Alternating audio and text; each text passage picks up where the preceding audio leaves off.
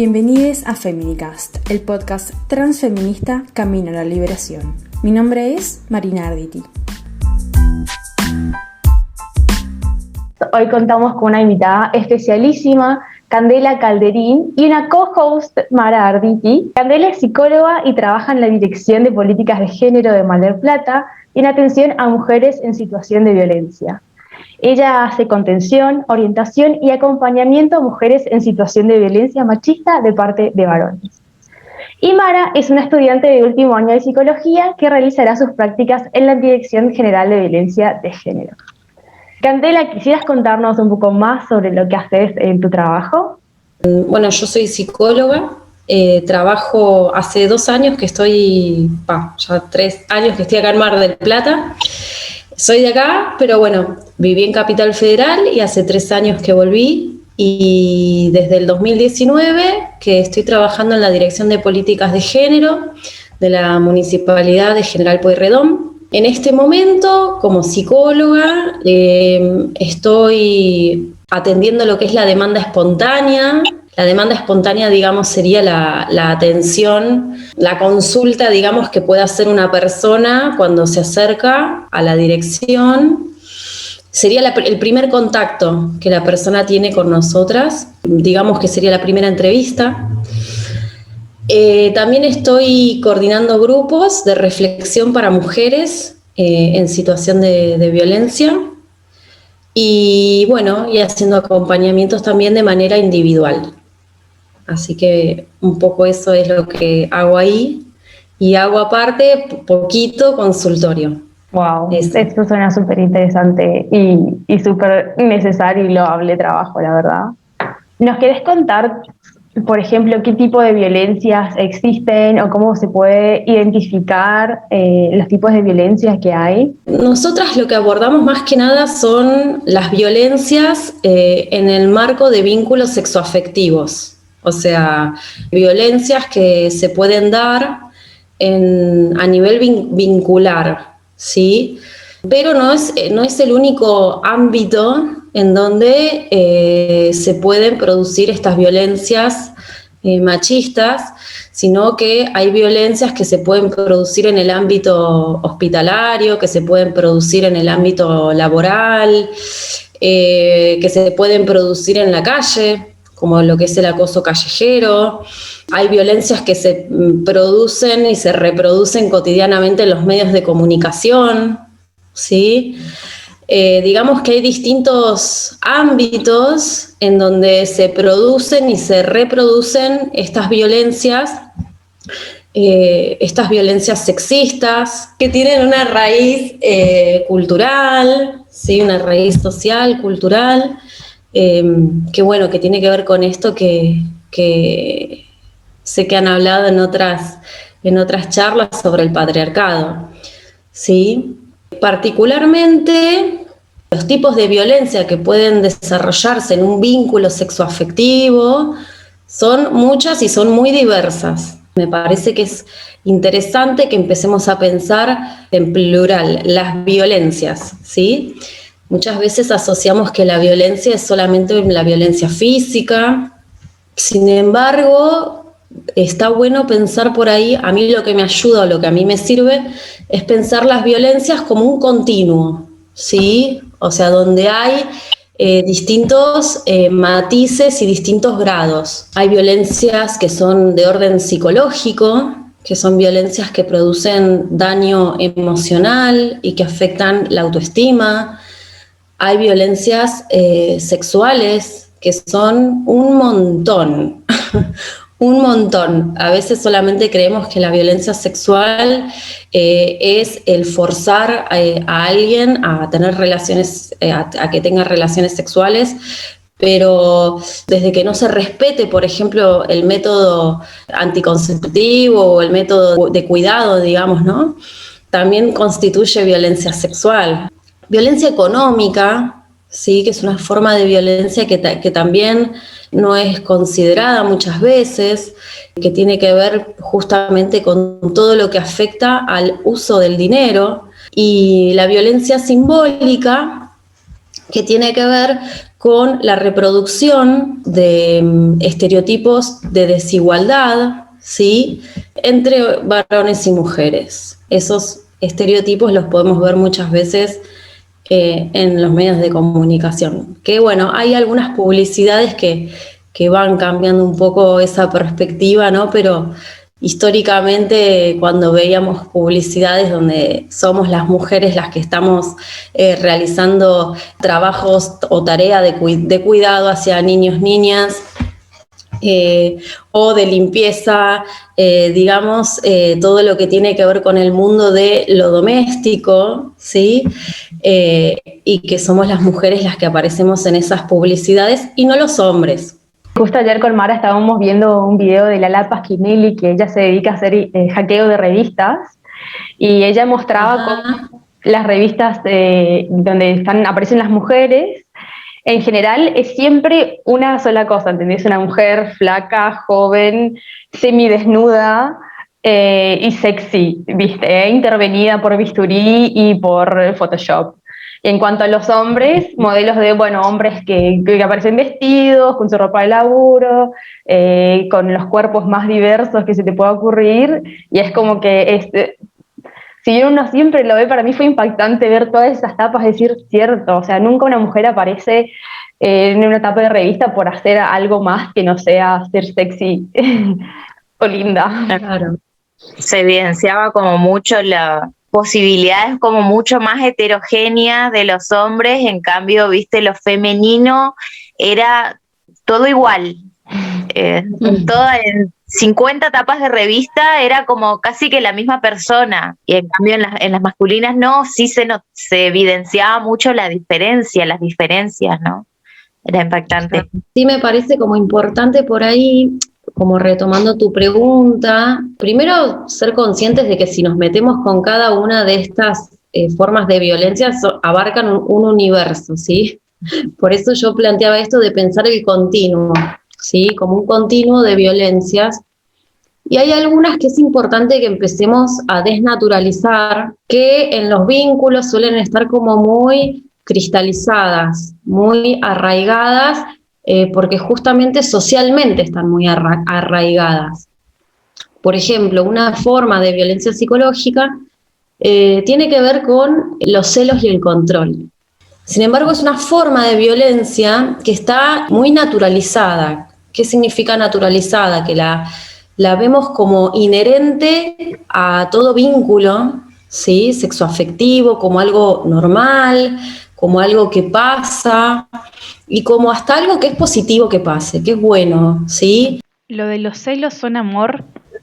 Claro, exactamente. Entonces, por ahí que empecemos como a interrogarnos acerca de las formas en las que nos vinculamos, estas violencias, a veces sutiles, más naturalizadas, que justamente al estar naturalizadas son las que por ahí no les prestamos tanta atención. Sin embargo, son situaciones que nos pueden dar un indicador, nos pueden ser un signo de alerta para que yo me dé cuenta de que estoy en un vínculo en donde se están ejerciendo violencias, por ejemplo, contra mí. Por eso es importante que empecemos como a desmontar las violencias psicológicas, especialmente, que son las que suelen ser las más sutiles y las que tenemos muy naturalizadas, como el tema de los celos, del control, de dejar de hacer cosas porque empecé una relación, entonces bueno, empiezo a dejar de ver gente o me prohíben ver gente, o si a veces no hay una prohibición explícita, pero sí muchas veces hay una prohibición implícita, porque si yo me voy a ver con una amiga, me junto a tomar un mate, cada una con su mate a 2 metros de distancia y qué sé yo, pero después la persona con la que me estoy vinculando sexoafectivamente, tengo un problema, ¿no? O sea, o se lo noto en la cara que está todo mal, o hay una discusión por eso, o no hay una prohibición explícita. Sin embargo, eso va a condicionar en mi ejercicio, digamos, de mi libertad, de si me voy a ver con mi amiga o no, por ahí para evitarme un problema, mejor no la veo, ¿no? Entonces, muchas veces las violencias son sutiles, como también hablábamos en el plano sexual, como por ejemplo no querer utilizar el preservativo, ¿sí? Que es algo que también muchas veces está como muy naturalizado, y eso también es una forma de violencia. Y puede ser que esta violencia psicológica sutil vaya a lo largo del tiempo incrementándose y ampliándose a otro tipo de violencia, o no necesariamente. Bueno, hay de todo. Hay situaciones en las que sí, en las que podemos observar que además de violencia psicológica se empiezan a ver otras formas de violencia, como la violencia física, en donde, digamos, la situación se va agravando, por así decirlo, ¿no?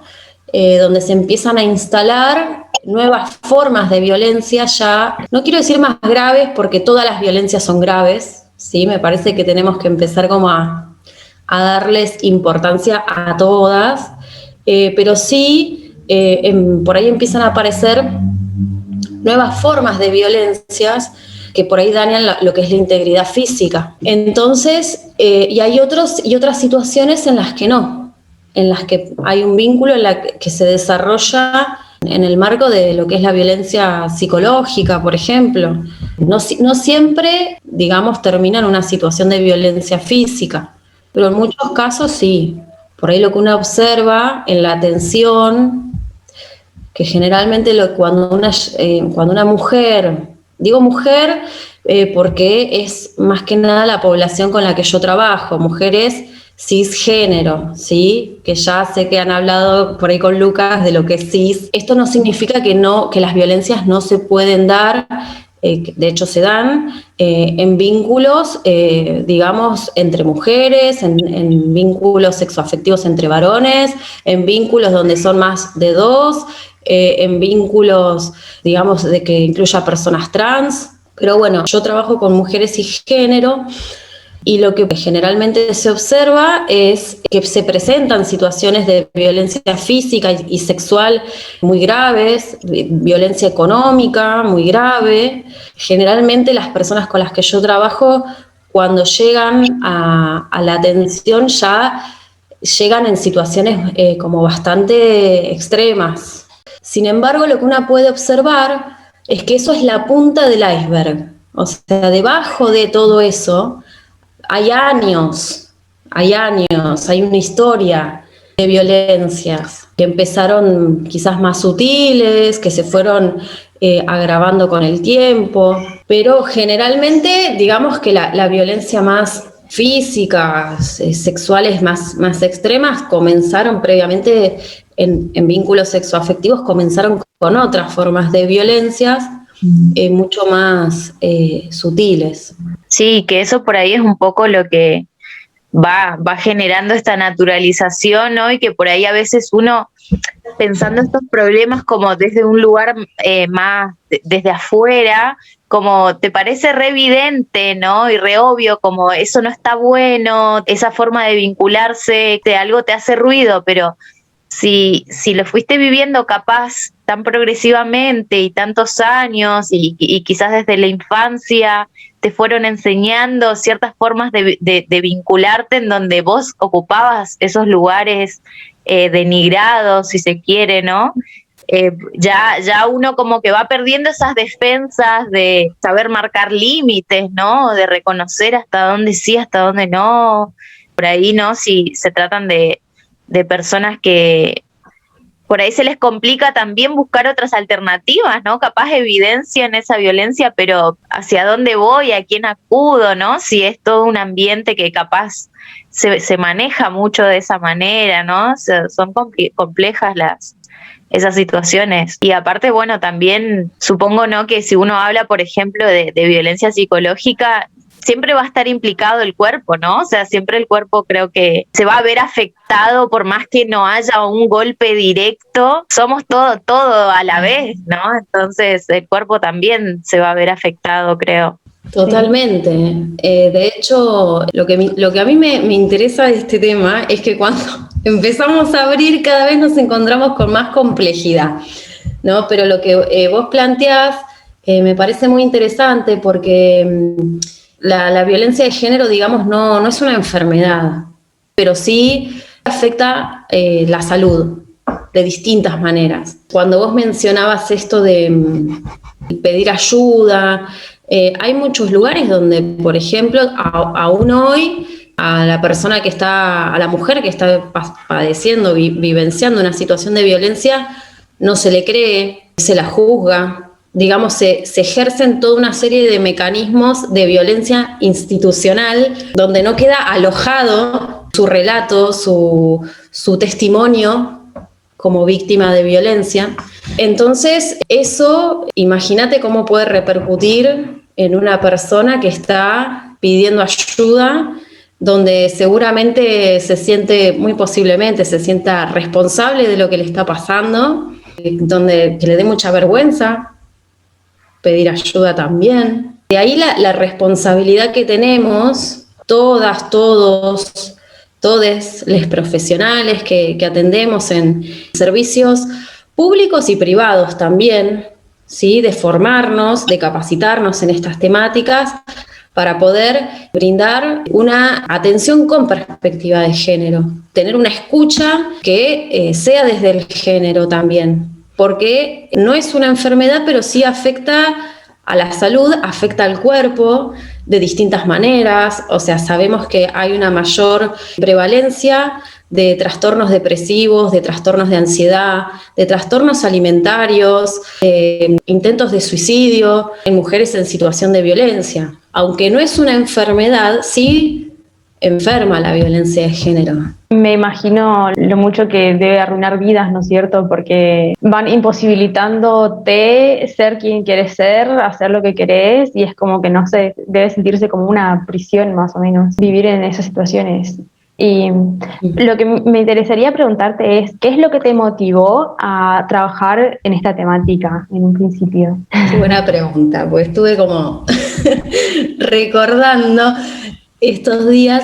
No sé cuánto lo busqué, o sea, en realidad todo empezó porque una amiga me prestó un libro de Simone de Beauvoir, El segundo sexo, lo empecé a leer, me apasionó, y yo en esa época vivía en Buenos Aires, tenía tele en esa época, ahora no tengo, y veía que se iba a hacer una marcha por la legalización del aborto. Fue en el año 2011 más o menos. Y yo dije, yo tengo que estar ahí. O sea, yo me sentí parte.